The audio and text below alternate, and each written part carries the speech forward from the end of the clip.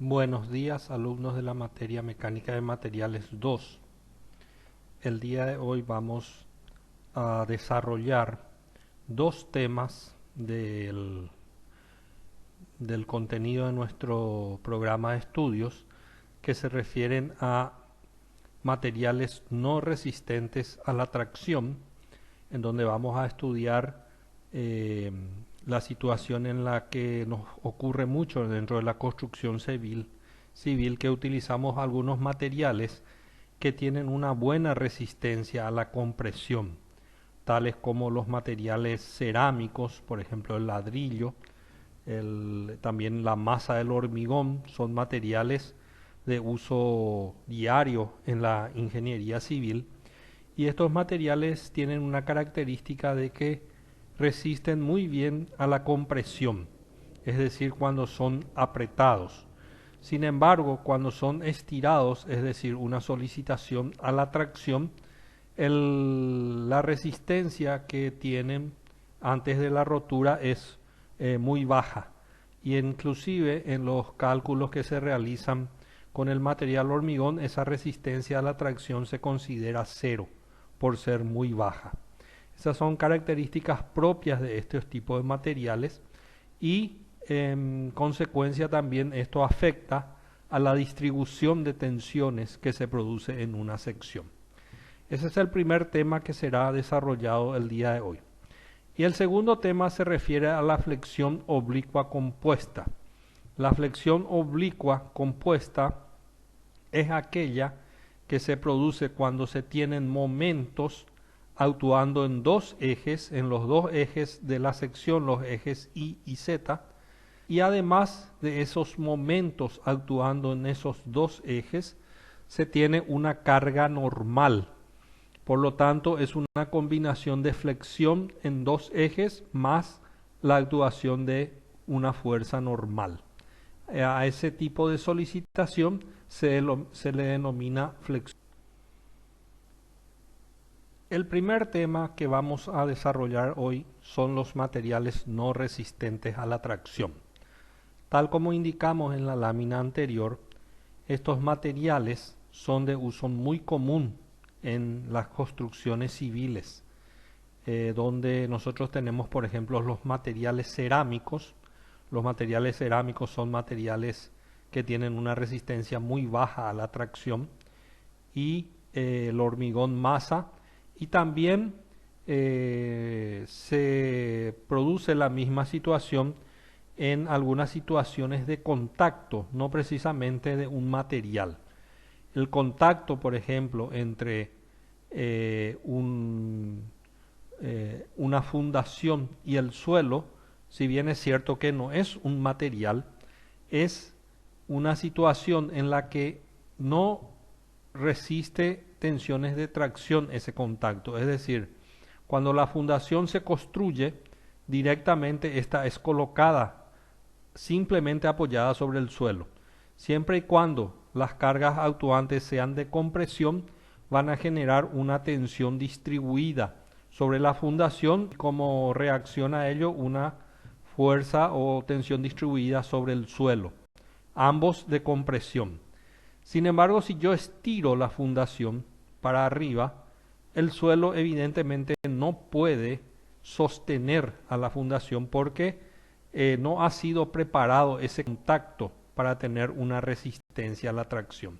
Entonces, en ese caso, si bien es cierto que no es un material, también es una situación de no resistencia a la tracción, y que se produce en todas las obras que nosotros construimos. Las obras que construimos son obras que tienen una fundación, que es el contacto de la estructura con el suelo, y ese contacto fundación-suelo no es una situación de no resistencia. Aquí tenemos algunos ejemplos de materiales y los valores de sus resistencias a la compresión y a la tracción.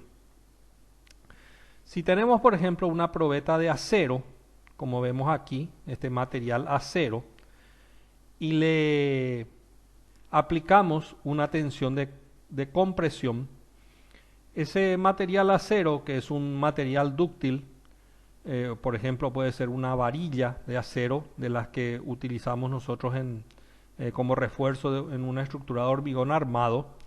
Tiene la característica de que consideramos su falla cuando la misma ingresa en el rango de fluencia. Y esa fluencia se da aproximadamente en torno a los 440, 450 MPa, depende del tipo de varilla utilizada.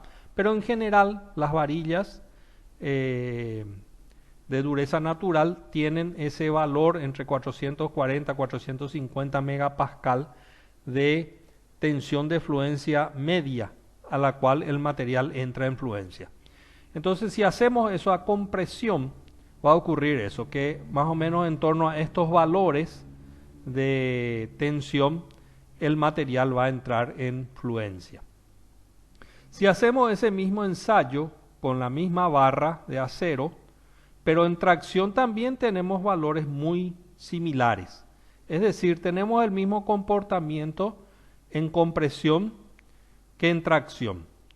Los valores de entrada en fluencia de una varilla de acero en compresión o en tracción están entre los 440 y 450 MPa, megapascales, que corresponde a la entrada en fluencia, que es cuando consideramos que hasta ahí se hacen los cálculos, se consideran las barras como resistentes hasta ese punto. Entonces el acero, que es un material combinación de hierro con carbono, tiene su entrada en fluencia de los mismos valores en tracción o en compresión. Hay un comportamiento similar en tracción o compresión. ¿Qué pasa con otros materiales? Por ejemplo, el vidrio.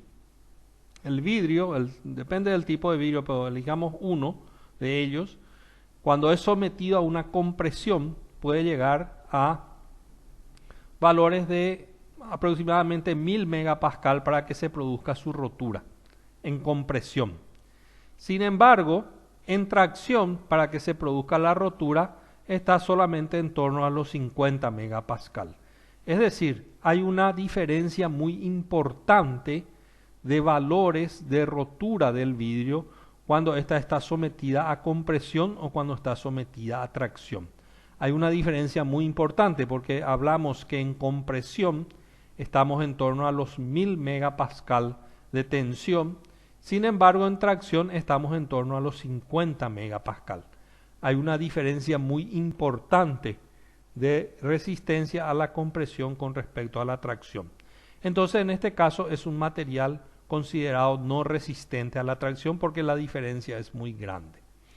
La misma cosa ocurre con el hormigón, masa. La masa del hormigón, que es formada por una combinación de arena, piedra triturada y cemento, que al agregarle agua actúa como un aglomerante. Ese cemento une todos esos materiales y se conforma un nuevo material que se denomina hormigón masa. Ese hormigón masa tiene una capacidad de resistir una tensión de aproximadamente entre 20 a 50 megapascal. 50 megapascal ya sería un hormigón de alta resistencia. El hormigón desde 20 hasta 50 más o menos, o inclusive 60, últimamente cada vez se va aumentando esa capacidad resistente del hormigón. Pero digamos que estamos en un valor, por ejemplo, para un hormigón de alta resistencia en torno a los 50 megapascal de tensión que debe ser aplicada para que se produzca la rotura del hormigón. Sin embargo, si yo esa misma probeta someto a tracción, esa tracción para que el hormigón se pueda romper está en torno a los 7-8 megapascal. Entonces estamos hablando de un valor entre 10 al 15% de resistencia a la tracción con respecto a la resistencia a la compresión. Es decir, en este caso también el hormigón masa se considera un material no resistente a la tracción y en los cálculos que se hacen no se considera ni siquiera estos valores tan bajos de resistencia a la tracción. Directamente se considera un valor cero para el caso de resistencia a la tracción para hacer los cálculos estructurales. Por ese motivo que en el hormigón, teniendo en cuenta esta diferencia importante de resistencia a la compresión con respecto a resistencia a la tracción, se usan barras de acero que se colocan para que éstas puedan absorber estas solicitaciones de tracción. Y a ese tipo de material combinado le llamamos hormigón armado. Sin embargo, la masa del hormigón en sí es un material no resistente a la tracción. Tenemos entonces que en nuestra función profesional diaria, nosotros utilizamos materiales no resistentes a la tracción. Esos materiales pueden ser los materiales cerámicos, tales como los ladrillos, las tejas, todos los materiales que provienen de la cerámica tradicional, son materiales que tienen una buena resistencia a la compresión, pero una muy baja resistencia a la tracción. Ustedes podrán observar que uno hace una mampostería de ladrillos. Esa mampostería de ladrillos puede sostener, por ejemplo, todo un techo de tejas, un peso bastante importante, porque está trabajando a la compresión, ¿verdad? Al apoyar el techo de tejas sobre una mampostería de ladrillo, esa mampostería compuesta por estos elementos no resistentes a la tracción funciona de buena manera. ¿Por qué? Porque se tienen una situación de actuación en compresión. Sin embargo, si por algún motivo esa mampostería tiene algún asentamiento en la fundación, ahí se producen tensiones de tracción y esas tensiones de tracción hacen que aparezcan las fisuras. Cuando uno ve una fisura en una mampostería de ladrillo, implica que hubo una solicitación de tracción y la mampostería compuesta por ladrillos tiene muy baja resistencia a la tracción y por ello se producen las fisuras. Otro material de uso muy intensivo en la construcción civil es la masa del hormigón, el hormigón masa. El hormigón masa, hemos visto en la lámina anterior, puede tener valores de resistencia a la compresión antes de la rotura entre 20 y 60 megapascal, por ejemplo. Sin embargo, su resistencia a la tracción está en torno al 10 al 15%, aproximadamente 10 al 15% de resistencia a la compresión. Es decir, un hormigón de resistencia 50 megapascal a la compresión tendrá una resistencia a la tracción entre 7 y 8 megapascal aproximadamente, que es un valor entre 10 y 15% más o menos, un 15% más o menos de lo que es la resistencia a la compresión. Un valor muy bajo. Por ese motivo, en los cálculos estructurales se considera cero la resistencia a la tracción del hormigón. Y así se deducen las fórmulas que posteriormente se utilizarán en la materia de hormigón armado para hacer el cálculo de los elementos estructurales. El vidrio también hemos visto en la lámina anterior que puede tener una resistencia bastante importante a la compresión. Sin embargo, a la tracción está en torno apenas al 5% de lo que es la resistencia a la compresión de ese material. Y una situación de uso obligatorio en todas las construcciones que nosotros hacemos es el contacto entre la fundación y el suelo. ¿Cómo hace un ingeniero una fundación para una estructura, por ejemplo, de hormigón armado? Aquí están las fotografías. Se hace en primer lugar una excavación del suelo, se arma una parrilla, que va a ser la fundación, y esa parrilla lógicamente se coloca dentro de la fundación con algunos elementos de apoyo para que no haya contacto con el suelo y para que el hormigón que se va a cargar aquí posteriormente pueda ingresar por debajo de las barras que están colocadas, que sería en esta segunda fotografía.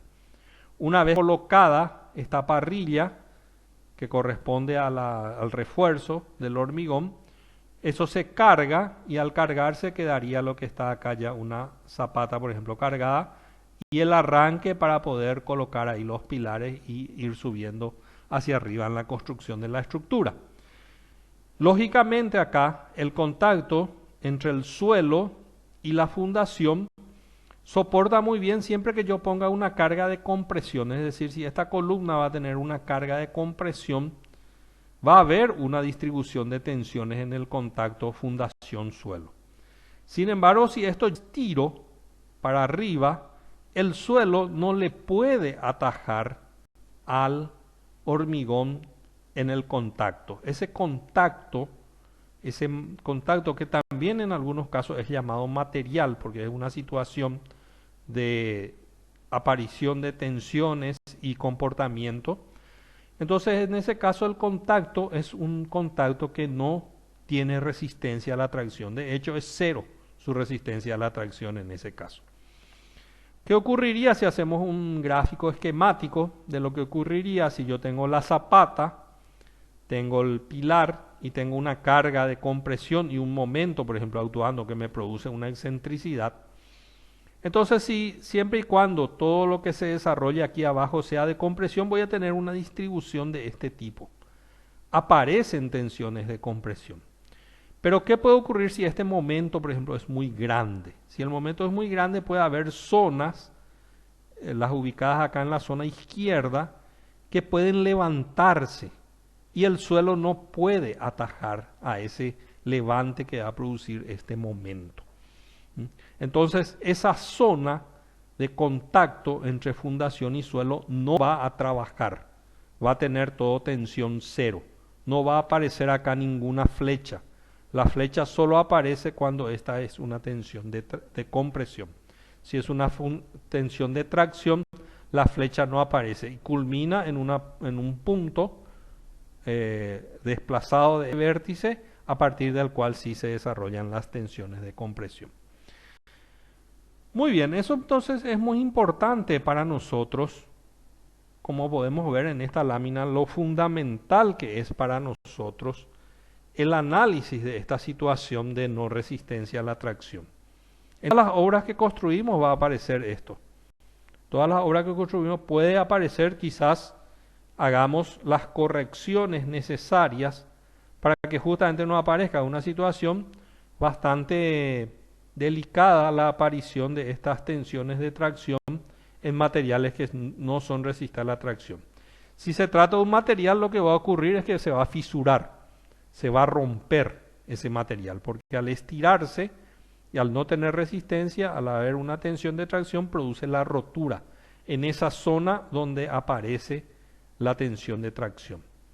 En las zonas donde aparece la tensión de compresión, no va a haber problemas, va a trabajar normalmente el material. Pero en las zonas donde aparece tensiones de tracción, si fuera un material, produciría fisuras. Si fuera el contacto fundación-suelo, no va a trabajar la fundación ahí. No va a trabajar, no va a haber flechas, como en este caso, que implican en este caso que la fundación está trabajando a la compresión. Sin embargo, puede haber una zona en la que no va a haber flechas, no va a haber trabajo y en contraprestación, para equilibrar esa zona que no trabaja, voy a tener tensión muy importantes, mucho más grandes en la zona de compresión.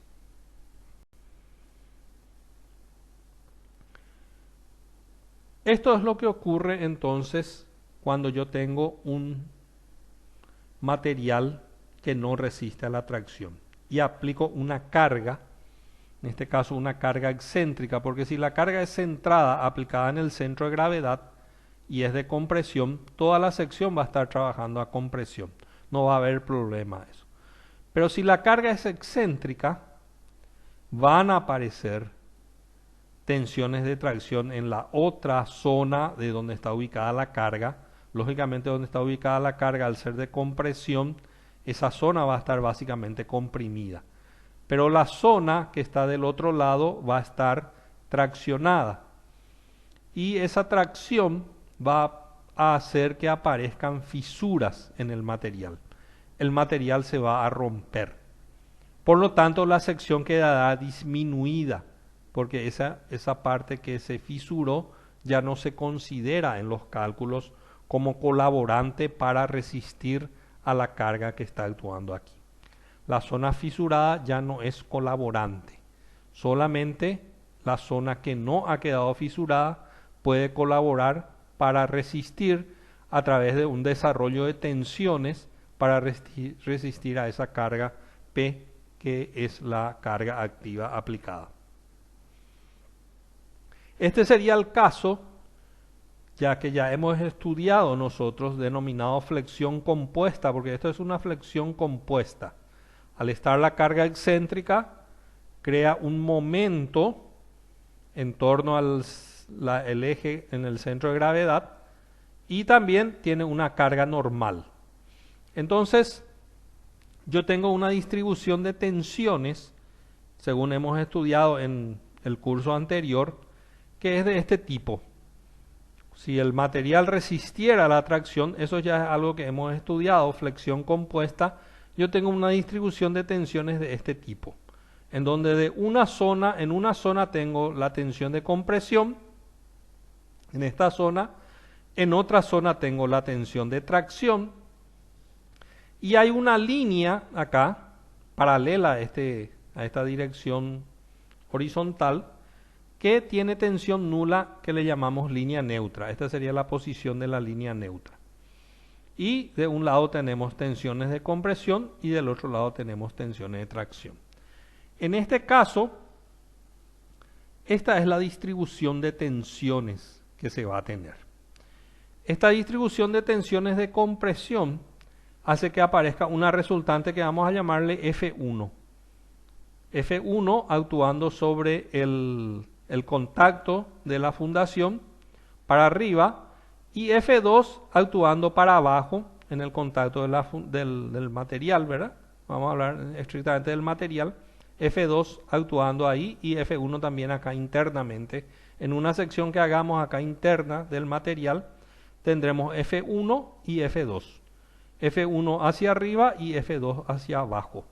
Y acá habrá tres cargas. Estará la carga P actuante, la resultante F1 de las tensiones de compresión y la resultante F2 de las tensiones de compresión.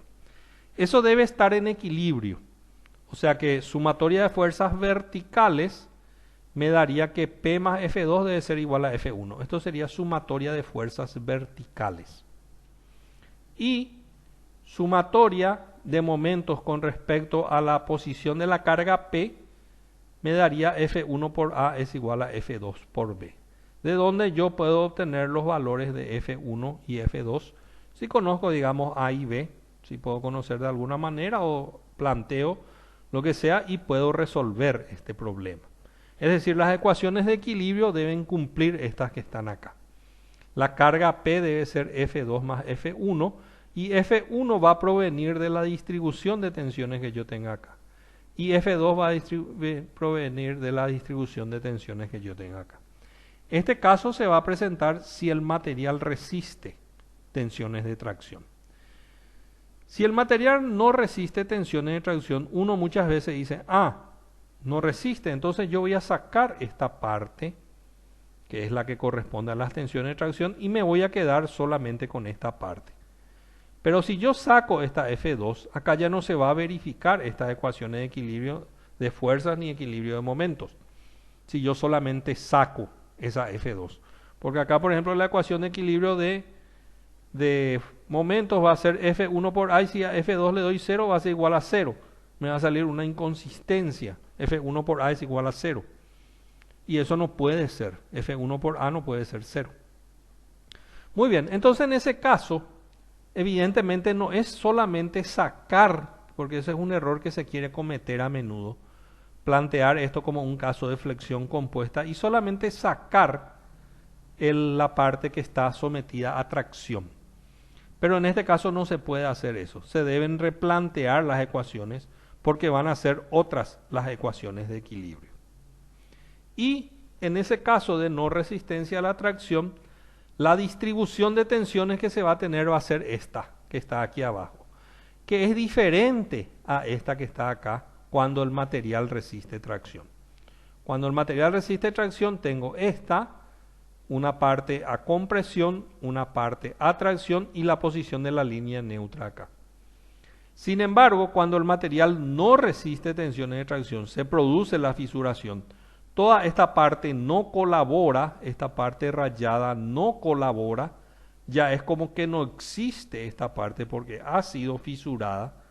Y por lo tanto, en esta línea, entre la división de lo que colabora y no colabora, tengo toda una tensión cero. Es decir que esta línea va a ser ahora la nueva línea neutra. No coincidente con la línea neutra si considero el caso como flexión compuesta. La línea neutra va a ser esta, que está aquí, no coincide con la posición de la línea neutra considerando la resistencia a la tracción. Ese es un primer detalle. ¿Por qué no coincide? Porque ahora se debe redistribuir esto. Esta tensión 1 se debe redistribuir a otro valor que vamos a llamarle sigma prima 1, que aumenta considerablemente con respecto al sigma 1, porque solamente este sigma prima 1, esta distribución de tensiones, debe soportar a la carga P. Solamente esta distribución debe soportar a la carga P. Entonces, en ese caso, como actúa solamente esto, en primer lugar va a tener una resultante F'1 que va a ser igual a la carga P, porque acá en sumatoria de fuerzas verticales solamente va a entrar F'1 y P. Y además de ello, estas cargas deben estar alineadas. La resultante debe estar alineada con esto, porque si queda desalineado va a crear un momento y ya no existe otra carga que pueda equilibrar ese momento. Entonces se van a cumplir dos condiciones. La primera, la resultante de este volumen de tensiones va a ser igual a la carga P. La resultante del volumen de tensiones es F'1 y F'1 va a ser igual a la carga P, primer lugar. Segundo lugar, la línea de acción de P y F'1 deben ser coincidentes. Este valor de sigma prima 1 va a ser mayor al de sigma 1 que se encuentre aquí. Y eso es una situación importante porque me aumentó la tensión. Y entonces corre riesgo de que yo pueda sobrepasar la tensión admisible en este punto. El detalle que debemos tener en cuenta entonces es que en este caso ya las líneas neutras no son las mismas. Es decir, si yo considero un material resistente a la tracción, voy a tener esta distribución de tensiones que está aquí con la línea neutra en una posición que va a ser esta que está acá, que estoy marcando con el puntero. La línea neutra, tomando este que es el punto de la línea neutra y subo acá, va a estar en esta posición, si el material resiste a la tracción. Si el material no resiste a la tracción, la línea neutra cambia de posición, la tensión máxima aumenta de valor y solamente aparece la zona comprimida. Y esta zona comprimida genera una nueva línea neutra que está en esta posición, diferente a la que se tiene cuando el material resiste a la tracción. ¿Por qué ocurre eso? Porque ahora las cargas han cambiado. Las ecuaciones de equilibrio para resistente a la tracción serían esto, y para no resistente a la tracción no existe F2. No existe F2, por lo tanto ya no es igual a F'1. Y por ello esta distribución produce un aumento de tensiones, pero una disminución del área de actuación. Por lo tanto, las líneas neutras no coinciden si el material resiste a la tracción y no resiste a la tracción. Son líneas neutras de diferente posición. Debemos entonces determinar una nueva fórmula. Ya no es válida la fórmula que habíamos utilizado en mecánica de materiales 1. En mecánica de materiales 1, para flexión compuesta, nosotros teníamos que la fórmula de sigma era la superposición de los dos efectos. Es decir, hay un efecto de carga normal que me da un término igual a n sobre a, y hay un efecto del momento que me da un término igual a momento por I sobre inercia sub Z. La suma de ambos me da la tensión. Esa fórmula hoy ya no es aplicable en no resistente a la tracción. Debemos determinar una nueva fórmula para los materiales no resistentes a la tracción. En este caso vamos a tener entonces este esquema de trabajo en el cual tengo la fuerza N no actuando en el centro de gravedad, porque si actúa en el centro de gravedad yo voy a tener una compresión centrada y va a ser solamente N sobre A la fórmula. En este caso tiene una excentricidad y esa excentricidad produce un momento. Produce un momento, un nuevo momento que va a ser N por E, el momento que se va a producir con respecto a esta posición del centro de gravedad. Muy bien, entonces en este caso yo debo plantear mis ecuaciones de equilibrio. Si yo tengo acá la carga N, tengo el elemento estructural y la zona fisurada, esta zona fisurada no trabaja, no colabora. La línea neutra se posiciona en el borde entre la zona que trabaja y la zona que no trabaja. Y la distribución de tensiones va a tener esta forma que está acá, con una variación lineal desde 0 hasta un valor de tensión máxima. Por lo tanto, esta tensión en un punto cualquiera va a ser igual a una constante, vamos a llamarle K, por la ordenada I, que es la distancia de la línea neutra hasta el punto en el cual estoy considerando.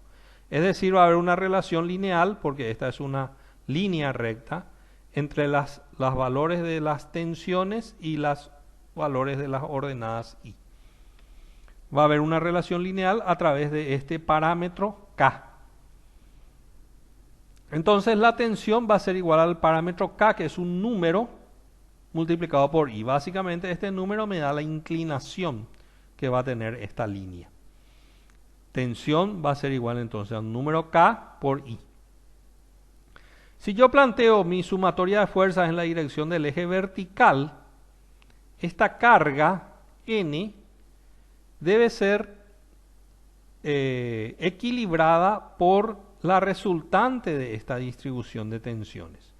¿Y cómo calculo la resultante de esta distribución de tensiones?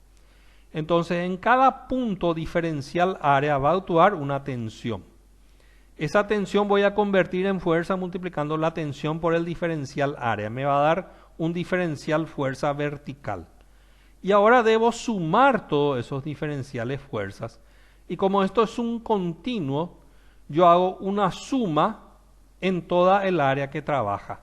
Desde 0 hasta I máximo, que es el punto, desde la línea neutra hasta el borde del elemento estructural.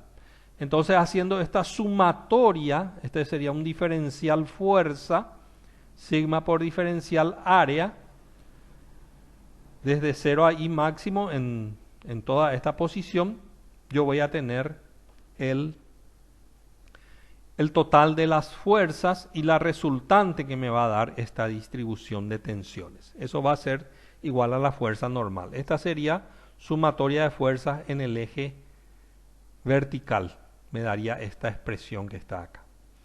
Y también puedo hacer sumatoria de momentos con respecto a esta línea neutra.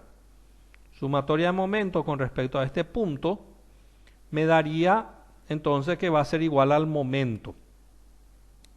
Ese momento entonces va a ser el diferencial fuerza en cada punto de diferencial área va a actuar un diferencial fuerza. ¿Cuál va a ser ese diferencial fuerza? Sigma por diferencial A. Sigma por diferencial A va a ser el diferencial fuerza. Y debo multiplicar por el brazo de palanca, I. Sigma por diferencial A me da un diferencial fuerza, multiplico por I. Y eso debo integrar también en toda el área. Y integro, que sería la suma de todos los momentos, debe ser igual al momento actuante, que va a ser N por A, donde A es la distancia desde la posición de la carga hasta el punto de la línea neutra.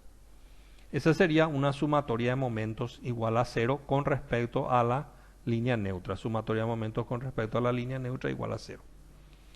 Muy bien. Yo he dicho que la tensión tiene una relación lineal con la ordenada I medida a partir de la línea neutra a través de la constante K. Entonces acá en tensión voy a reemplazar K por I y con eso K sale fuera del símbolo de la integral porque es una constante y me queda la integral en el área de I por diferencial área, en primer lugar. Y esto, habíamos estudiado en estática, se llama momento estático. Cada diferencial área se multiplica por la coordenada correspondiente y se suma en toda el área. A esto le llamamos momento estático. Sería momento estático de esta zona que trabaja, porque en esa zona es donde se está haciendo esta sumatoria a través de la integral en la zona que trabaja. Entonces a eso vamos a llamarle momento estático de la zona que trabaja con respecto a la línea neutra, porque el momento estático siempre con respecto a un eje. Sería básicamente el área por la distancia del centro de gravedad de la zona al eje considerado. A eso le llamamos momento estático, no es un momento de fuerza. Momento de fuerza es fuerza por distancia, momento estático es área por distancia. Entonces este momento estático con respecto a la línea neutra va a ser el área que a su vez va a tener su centro de gravedad y ese centro de gravedad va a estar a una distancia de la línea neutra y a eso vamos a llamarle momento estático con respecto a la línea neutra por K. Eso sería entonces la fuerza normal. De la manera, el momento que va a ser N por A, siendo A la distancia de la fuerza normal hasta la línea neutra. Y acá también reemplazo sigma por K por I. Ahí voy a tener 2I multiplicado, me va a quedar I cuadrado, K sale fuera. Y esta integral a lo largo del área, de I cuadrado diferencial área, llamamos momento de inercia. A eso se le llama momento de inercia, hemos estudiado en estática.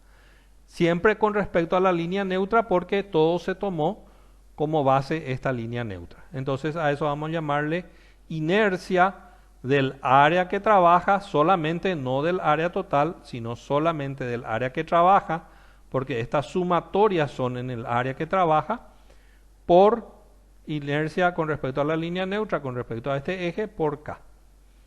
Entonces tenemos que N va a ser momento estático con respecto a la línea neutra por K y M va a ser inercia con respecto a la línea neutra por K. Podemos ahí entonces despejar K de cada una de ellas e igualar y me sale esta fórmula que es la que se aplica. Esta es la fórmula que se aplica. Esta es la fórmula que se aplica para iniciar el problema. N sería la fuerza normal. M sería el momento que hace esta fuerza normal con respecto a la línea neutra. O puede haber también momentos actuando, deben sumarse todo, pero tienen que ser con respecto a la línea neutra. Momento estático con respecto a la línea neutra sería el momento estático de esta área que trabaja. Esta área que trabaja, esta parte que no está rayada. La parte que no está rayada es el área que trabaja. Eso tiene un centro de gravedad y ese centro de gravedad tiene una distancia a la línea neutra. Entonces se saca el área por esa distancia a la neutra. M dijimos que es el momento de N más todas las fuerzas y momentos que actúan con respecto a la línea neutra. Inercia con respecto a la línea neutra es la inercia del área que trabaja con respecto a esta línea que pasa por la base de esa área que trabaja. Esta es entonces una fórmula fundamental. Con esto se parte y se puede plantear una ecuación ya ahí. Al tener esa ecuación, quizás tenga solución o quizás no lo tenga. Si no tiene, queda ahí. Si tiene, generalmente se puede sacar el valor, por ejemplo, de la posición línea neutra. Como esto está referido a toda la línea neutra, muchas veces de esta ya se puede sacar la posición. Bien, y la otra es que la tensión, esta distribución de tensiones, habíamos dicho que es una constante K por I. Y la constante K puede ser normal sobre momento o momento sobre inercia con respecto a la línea neutra. ¿Verdad? La sigma entonces puede ser momento sobre inercia, si meto esto aquí, por I, o momento puedo reemplazar n por a, o de lo contrario también puedo usar normal sobre momento estático por i. Cualquiera de estas va a determinar la distribución de tensiones. En general lo que me interesa es la tensión máxima. Casi siempre lo que me interesa a mí es la tensión máxima. Entonces acá metería el I máximo para obtener la tensión máxima. En conclusión, estas son las fórmulas. Básicamente esta y estas que están a cualquiera de ellas son las que yo voy a utilizar para resolver mis problemas. Los problemas que se plantean, ya no se puede usar la fórmula de flexión compuesta que era n sobre a más momento sobre inercia por i. Esa era la fórmula de flexión compuesta que se puede utilizar cuando los materiales son resistentes a la tracción. Si los materiales no son resistentes a la tracción, ya no se puede usar la fórmula, se usa esta fórmula que es la fórmula de los materiales no resistentes a la tracción.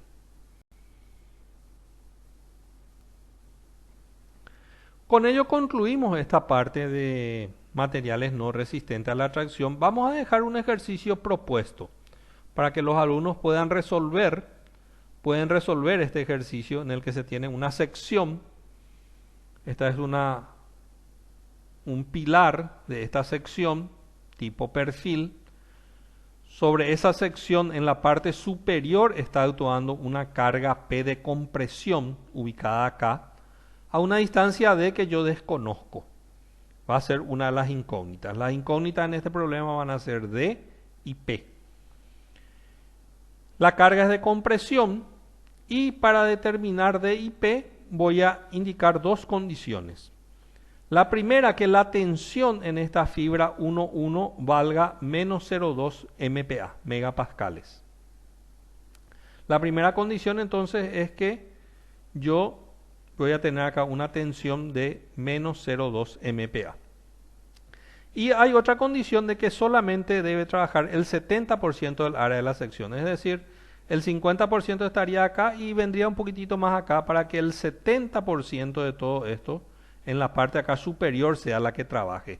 Y va a haber un 30% restante en términos de área que no va a trabajar, que va a ser la parte que se va a fisurar. Es decir, que con esto del 70% yo conozco la posición de la línea neutra.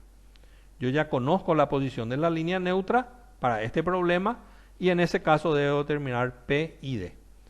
En general también se puede plantear otro tipo de problemas en los que se da P y D, pero se desconoce la posición de la línea neutra. Ese suele ser el problema más tradicional. Entonces ahí me va a cambiar las incógnitas. Sin embargo, las fórmulas que hemos visto en la lámina anterior son las que se usan en todos casos, sea el tipo de problema que sea para materiales no resistentes. En este caso, conocida la posición de la línea neutra, porque al indicarme este 70% me está indicando dónde va a estar la línea neutra, y conocida esa posición, determino las demás incógnitas. O de lo contrario,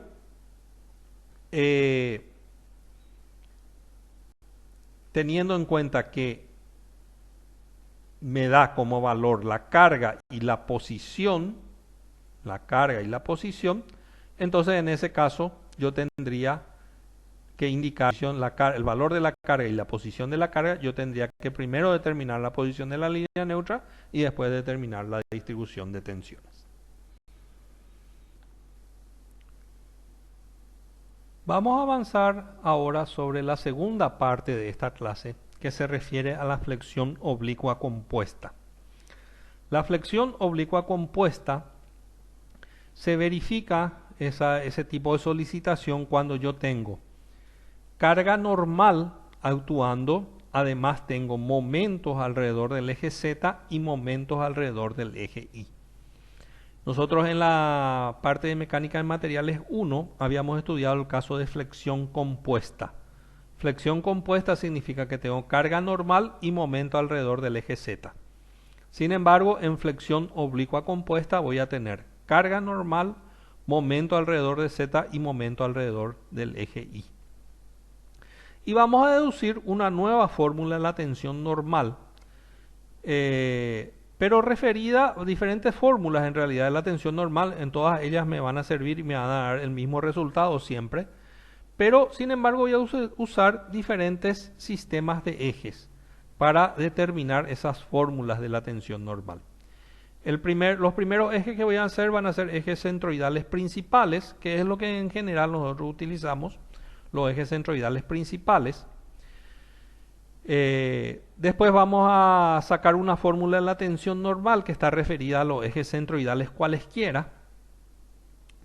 Posteriormente vamos a sacar otra fórmula de la tensión con los ejes centroidales coincidentes con el plano de carga. Y finalmente otra fórmula con los ejes centroidales paralelos a la línea neutra.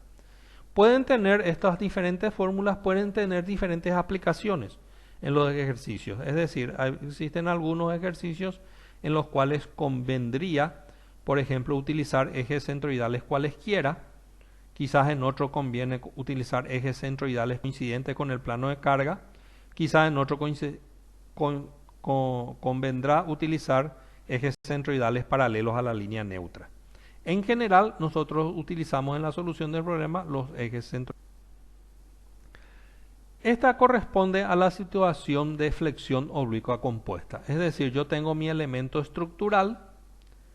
Ese elemento estructural es sometido a diferentes cargas. Y cuando yo hago una sección, para hacer el método de las secciones y determinar los valores de las fuerzas y momentos internos, voy a encontrar una fuerza normal, un momento alrededor del eje Z y un momento alrededor del eje Y. Es decir, voy a tener fuerza normal, momento en Z y momento en Y. Si solamente tengo momento en Z, se llama flexión pura o flexión simple.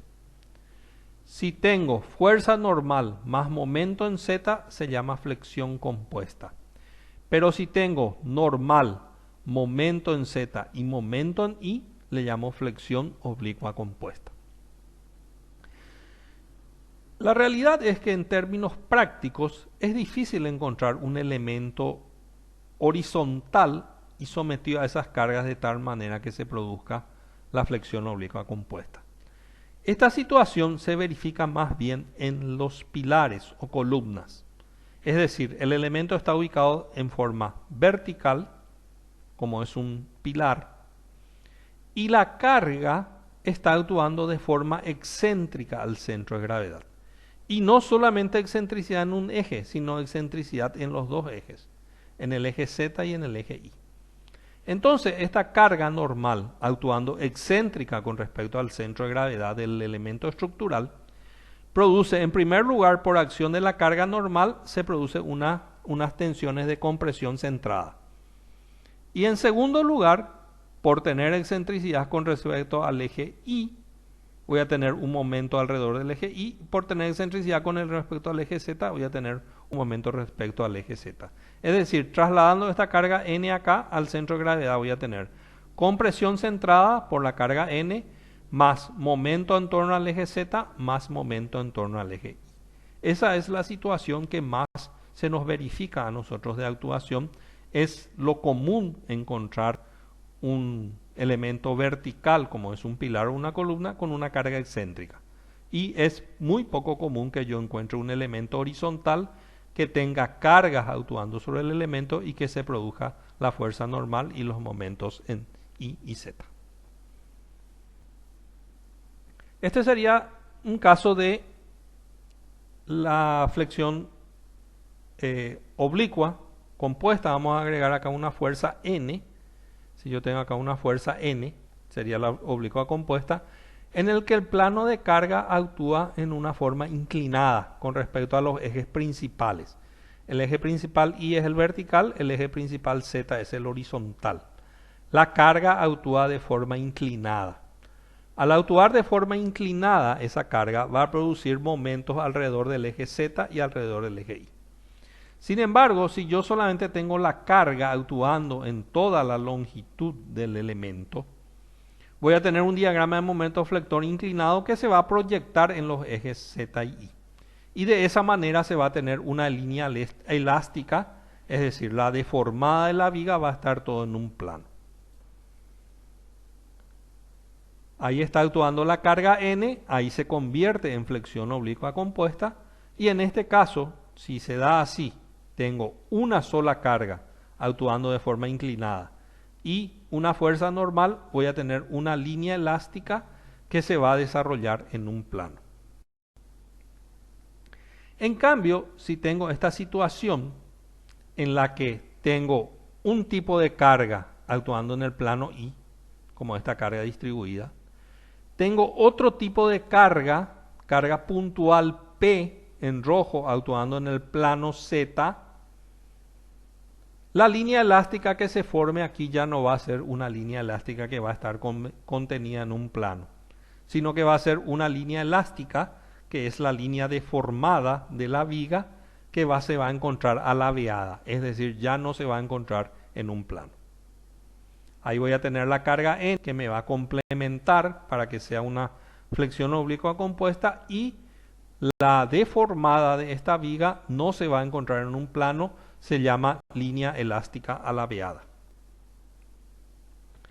En primer lugar, vamos a obtener una primera fórmula de la tensión normal, porque lo que nosotros tenemos que llegar es a poder determinar cuando actúa un momento con una cierta inclinación más una carga normal, determinar la tensión en cualquier punto de esta sección, esa tensión normal que es la que vamos a determinar.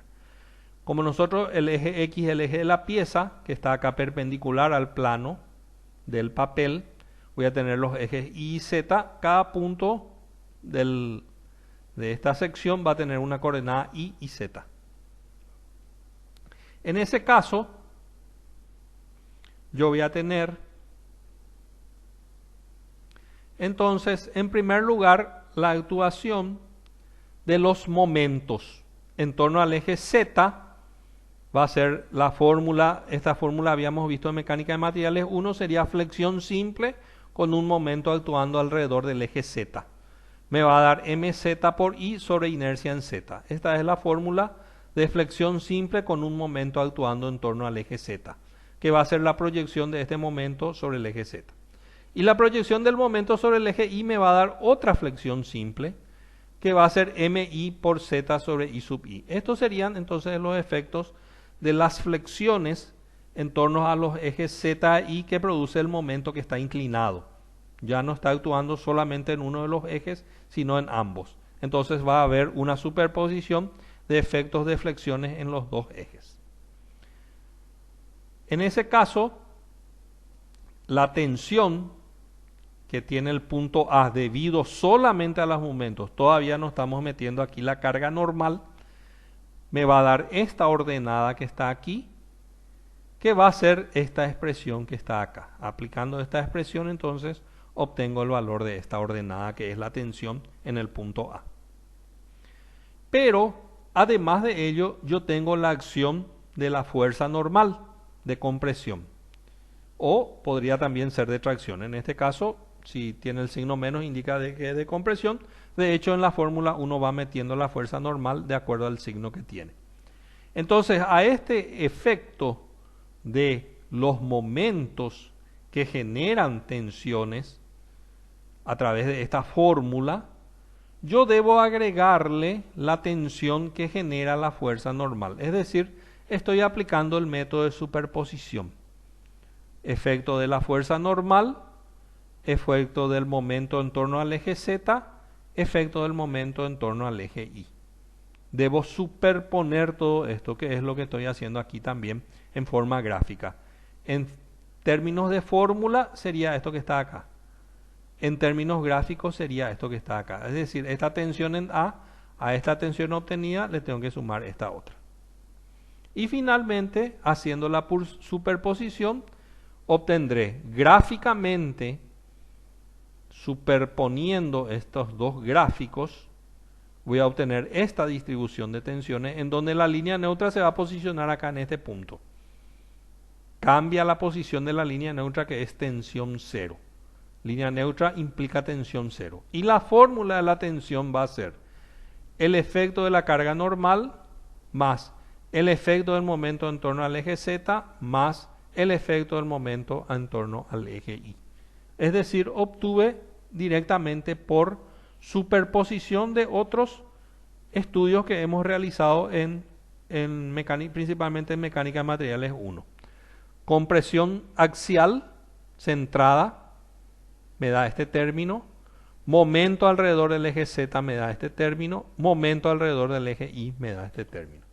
Entonces acá la tensión va a ser N sobre A más momento en Z sobre inercia en Z por I más momento en I sobre inercia en I por Z. En esta fórmula de las tensiones, N sobre A es un número. N es la fuerza normal que va a estar actuando sobre esta sección, dividido el área. Acá me da un número. Momento es un número, es el momento, la proyección de este momento sobre el eje Z, y momento, los dos momentos son números, y las inercias también son números. Las inercias de la sección con respecto a los ejes Z y I. Es decir, esto es un número, esto es un número y esto es un número. O sea que acá sale la tensión, queda en función a las variables I y Z. ¿Qué significa eso? Que si yo quiero saber la tensión en el punto A, meto las coordenadas de I y Z acá y se me transforma todo en un solo número y ahí me da la tensión en el punto A. Si quiero saber otro punto, digamos, este punto vértice aquí, saco sus coordenadas I y Z y meto acá y todo se convierte en número y me sale ahí la tensión en ese punto. Es decir, esta fórmula de la tensión es una tensión en función a I y Z. La I y Z queda acá como variables, los demás son números.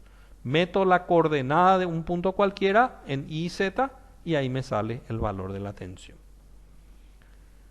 Y ahí gráficamente representaría esto, la suma de este con esta raya roja más bien marcada, esta otra raya roja más bien marcada, sumo y me da esta tensión final, que en términos gráficos es esto, y en términos de fórmula tiene estos tres términos. La línea neutra se posiciona donde la tensión es 0, me va a dar la línea neutra que sería esta línea verde, quiere decir que acá va a estar ubicada la línea neutra. Este lado de la sección que queda acá, donde estoy marcando con el puntero, va a estar a tracción, va a tener tensiones positivas, todo este lado. Este lado de la tensión de la sección va a tener tensiones negativas. Y sobre estos puntos de la línea verde, que es la línea neutra, voy a tener tensión 0. La fórmula entonces es esa que está ahí, indicada. La superposición de N sobre A, efecto de la carga normal, efecto del momento en Z y efecto del momento I. Queda en función a I y Z. Esta sigma queda en función a I y Z. Cuando meto la I y Z de un punto cualquiera, por ejemplo este punto A va a tener una coordenada I y Z, meto acá, me sale un número que es el valor de esta raya roja que está acá, me sale acá numéricamente. ¿Cómo determino la posición de la línea neutra? ¿Cómo determino la posición de esta línea? Haciendo sigma igual a 0, porque yo sé que todos los puntos de esta línea tienen una tensión 0. Es decir, haciendo acá sigma 0 y despejando, me da acá esta ecuación que representa la ecuación de una recta en el plano IZ.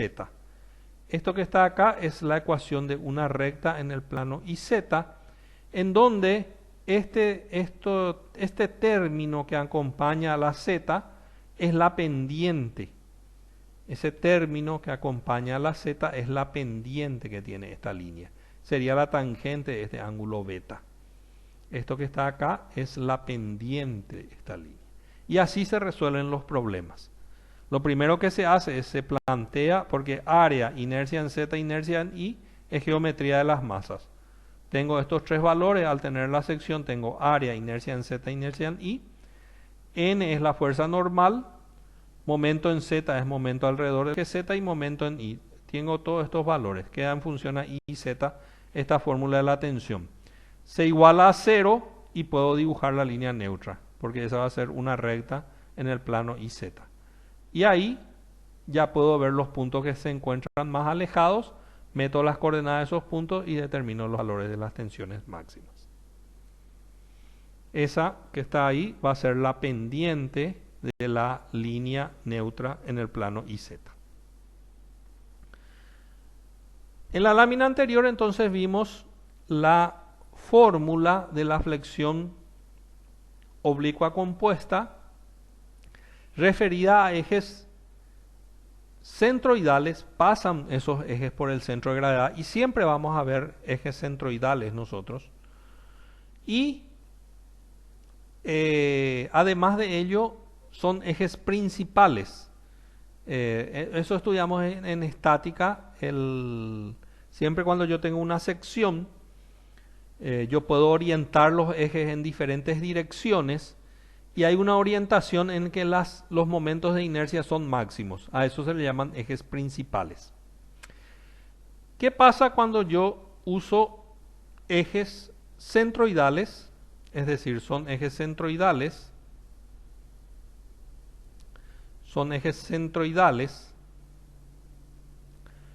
Pero son ejes cualesquiera, no son precisamente ejes principales. Son ejes centroidales cualesquiera. Están orientados en cualquier dirección. Entonces, en ese caso voy a tener otra fórmula de la tensión que va a ser básicamente siempre la superposición de los efectos. Como a la fórmula n sobre a no afecta los ejes y z, porque esta es una fórmula de compresión centrada, compresión o tracción centrada, entonces ahí este primer término no se afecta, es la misma. Sin embargo, sí se afecta a los momentos, porque los momentos son diferentes dependiendo de qué ejes y z estén actuando. Y de la misma manera también se afectan las inercias. Es decir, ni la carga n ni el área se afectan por la posición de los ejes y y z. Van a ser siempre los mismos, independientemente de los ejes que yo tome. Sin embargo, cuando tomo ejes diferentes y z, se afectan los momentos y se afectan las inercias. Y esa afectación que produce el cambio de ejes viene determinado por esta componente que ahora se va a utilizar. Es decir, este sería el efecto del momento z y momento en y más la transformación de los ejes con respecto a la coordenada y este sería el efecto del momento, la variación del momento y z y la variación de las inercias y productos de inercia con respecto al eje, a las coordenadas z. Y esta va a ser la fórmula para ejes centroidales cualesquiera. De acuerdo al tipo de sección que tenga, quizás me convenga no usar ejes principales. Quizás me convenga usar ejes centroidales cualesquiera. Por ejemplo, en el caso de una sección con forma de L. Una sección con forma de L es más fácil trabajar con los ejes horizontal y vertical, que no son ejes principales, porque la L está orientada en forma horizontal y vertical, y las coordenadas son más fáciles de obtener ahí. Otra situación que también puede presentarse con respecto a la elección de la dirección que deben tener los ejes y z es cuando yo tengo el momento actuando en una cierta dirección y hago que esa dirección de actuación del momento sea coincidente con el eje z, la dirección del momento. Entonces, en ese caso, hago coincidir el plano de carga con el eje y. Al estar las cargas ubicadas en el eje y, los momentos que se generan van a ser momentos alrededor del eje z.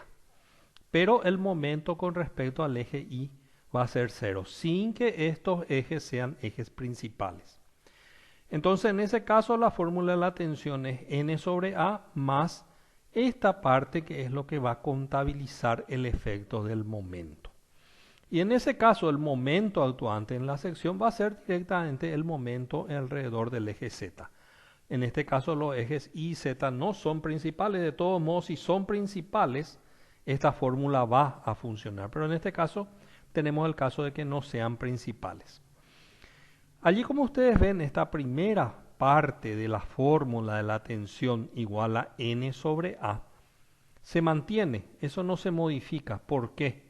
Porque la fuerza normal que actúa en el centro de gravedad es la misma, independientemente de la orientación que tengan los ejes y z. A la fuerza normal no le afecta la orientación de los ejes y z. El área de la sección tampoco se afecta por la orientación de los ejes y z, porque el área es independiente de los ejes Y y Z. Si esto fuera un rectángulo, el área va a ser base por altura. No depende la base y la altura, no depende de los ejes Y y Z. Independientemente de cómo estén orientados ellos, el área de un rectángulo va a ser base por altura. Por ello, este primer término no se modifica. Y sí se modifica esta parte, donde solamente va a entrar el momento y lógicamente acá aparece el punto de inercia desde el momento que estos ejes no son principales y va a haber un valor del producto de inercia. El producto de inercia es cero cuando los ejes son principales. Sin embargo, si esos ejes no son principales, aparece un producto de inercia y eso se contabiliza aquí en esta parte de la fórmula y solamente afecta. Y otra situación que podemos utilizar es cuando yo voy a considerar unos ejes centroidales, pero los mismos van a estar orientados paralelamente, uno de ellos paralelamente a la dirección de la línea neutra. Por ejemplo, en este caso el momento en Z. El momento en Z está orientado paralelo a la dirección de la línea neutra y lógicamente en consecuencia el eje Y va a estar orientado de forma perpendicular a la línea neutra. En ese caso, como siempre hemos visto, este término n sobre a no es afectado, porque la n, que es la fuerza normal, no depende de los ejes Y y Z, y el área de la sección tampoco depende de los ejes Y y Z. Cuando yo, por ejemplo, saco el área de un rectángulo, el área de un rectángulo es base por altura, no importa dónde están los ejes. La base y la altura del rectángulo, que son las dimensiones geométricas, son independientes de los ejes que yo tome. Sin embargo, la inercia no es independiente de los ejes, porque la inercia de un rectángulo con respecto a un eje es diferente a la inercia de ese mismo rectángulo con respecto a otro eje. Son dependientes de los ejes, pero el área no depende. Por lo tanto, siempre este término n sobre a, que es la contribución de la carga normal en una compresión o tracción centrada, se mantiene. Lo que va variando son los términos de los momentos. Entonces el n sobre a gráficamente es esta parte, la contribución a la tensión del momento es este que está aquí, se van a sumar posteriormente para obtener la tensión total, que en este caso va a ser n sobre a más el momento por I sobre inercia con respecto a la línea neutra. Ahí se podría obtener entonces algunas ecuaciones que me den posicionamientos de la línea neutra haciendo la tensión cero.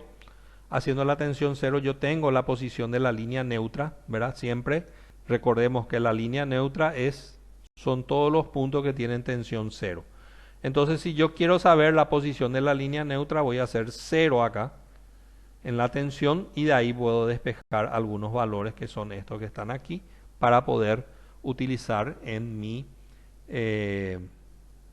la solución de los ejercicios que voy a hacer. Los más utilizados son los ejes centroidales principales, principalmente cuando la sección evidentemente es rectangular. Lo que conviene es tomar los ejes centroidales principales. Es más fácil trabajar ahí. Cuando tengo algún tipo de secciones, como por ejemplo la sección en tipo L, sea o no simétrica, de lados iguales, conviene la utilización de ejes centroidales cualesquiera. La solución en ese caso es más simple. Este caso de ejes perpendiculares a la posición de línea neutra recuerda un poquitito el caso de materiales no resistentes a la tracción. Recordamos que ahí la línea neutra es paralela a uno de los ejes y perpendicular a la otra. Entonces se presentan situaciones similares para este caso de sistema de ejes centroidales, cuando uno de ellos es paralelo a la línea neutra y el otro es perpendicular a la línea neutra. Como una finalización entonces de este tema de flexión oblicua compuesta, que para nosotros básicamente se va a presentar siempre más en columnas con cargas excéntricas en los dos ejes, es lo que más se nos presenta en términos de aplicación profesional. vamos a dejar propuesto este ejercicio de esta sección con las medidas indicadas en milímetros. La carga P actuando acá en este vértice está actuando la carga P, y es una carga P de compresión, por lo tanto tiene excentricidad en los dos ejes. El centro de gravedad es la ubicación donde está acá, estos ejes son ejes centroidales. Y nosotros tenemos entonces excentricidad con respecto al eje Z y con respecto al eje Y, que nos va a generar momentos con respecto a los ejes Z y Y, que son los que van a entrar en las fórmulas.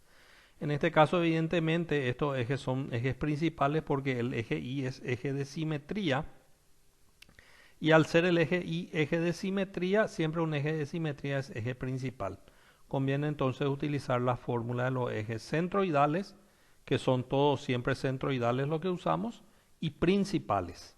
Ejes centroidales principales, en este caso conviene usar la fórmula. Para simplificar la resolución del ejercicio, ya se da acá la ubicación del centro de gravedad. Si no se tenía esta posición del centro de gravedad dada por esta coordenada que está marcada aquí, habría que determinar primero la posición del centro de gravedad y determinar las inercias y el área de la sección en base a estos ejes centroidales, que acá ya se da como dato para evitarse esa parte de geometría de las masas, pero en un ejercicio, por ejemplo en el examen o lo que sea, donde no están dadas estas características geométricas, hay que determinarlas en primer lugar y posteriormente proceder a la solución del problema. En este caso se tiene que determinar las tensiones máximas en tracción y compresión. La carga actuando es una carga de 2000 en compresión, por lo tanto en la fórmula va a entrar menos 2000 esto. Y el momento alrededor del eje Z va a ser P por la distancia al eje Z, y el momento alrededor del eje Y va a ser P por la distancia al eje Y. Entonces eso van a ser los momentos y las cargas, que es la parte estática, y esta es la parte geométrica. Se saca la fórmula de la tensión, esa tensión se hace igual a 0 para ver la posición de la línea neutra, y una vez ubicada la posición de la línea neutra, en los puntos que están más alejados se tienen las tensiones máximas. Este es un ejercicio didáctico que les solicitamos que puedan resolver de tal modo a que vayan ganando un poco de práctica y la aplicación de las. Con eso culminamos la clase de hoy. La clase de hoy entonces trabajamos sobre dos cuestiones. La primera eran los materiales no resistentes a la tracción. Obtuvimos fórmulas de tensión que se aplican para esos casos. Y el segundo tema que tocamos es la flexión oblicua compuesta. Flexión oblicua compuesta implica carga N normal, actuación, momento en torno al eje Z, momento en torno al eje Y. Es el caso más general. Y la fórmula básicamente es la superposición de los tres efectos. Directamente superponiendo esos tres efectos se puede determinar los valores de las tensiones que se producen en el elemento estructural. La siguiente clase se va a desarrollar un tema que también tiene relación con esto. El tema se llama núcleo central. Existe una zona alrededor del centro de gravedad tal que si yo coloco una carga en esa zona, si la carga es de compresión, todas las tensiones que se generen en la sección van a ser de compresión. Y si la carga es de tracción, todas las tensiones que se generen en la sección van a ser de tracción. Es decir, las tensiones van a ser de un solo signo, siempre que yo coloque las cargas dentro de ese núcleo central. Esa zona es la que se llama el núcleo central. Está alrededor del centro de gravedad, el centro de gravedad, y alrededor de él hay una zona, y esa zona se denomina núcleo central. Básicamente, nosotros intentamos colocar las cargas dentro de ese núcleo central, principalmente muy importante para los casos de materiales no resistentes a la tracción. ¿Por qué? Porque si yo ubico una carga de compresión dentro de ese núcleo central, todas las tensiones van a ser solamente de compresión. No va a haber tensiones de tracción, o sea, no va a haber fisuración en términos más prácticos. Entonces se intenta siempre, si una carga va a estar excéntrica, colocar dentro de ese núcleo central.